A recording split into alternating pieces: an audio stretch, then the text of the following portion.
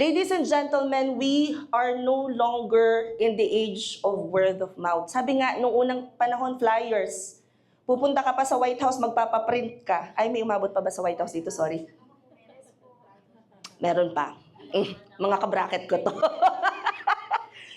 Pupunta ka pa sa White House, pupunta ka pa sa imprenta para magpaprint ng flyers. Hindi na uso yun ngayon.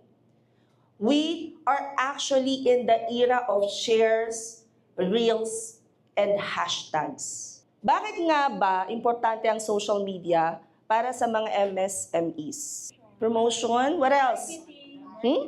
Marketing, what else? Bashers. Yes, I strongly agree. Napaka-importante ng mga bashers. Mamaya papakita ko sa inyo kung paano. But number one, social media, ang actually wala nga halos cost pinakang mababa na gagastusin ninyo pagdating sa negosyo ninyo. Hindi nyo kailangang gumastos ng millions dito. Ang sabi nga, there's this one YouTuber na fino-follow ko na noong unang panahon na hindi pa usang bigas, ang sabi niya, it only takes one viral video. One viral video. Yun lang yung sabi niya. Hindi ako naniwala.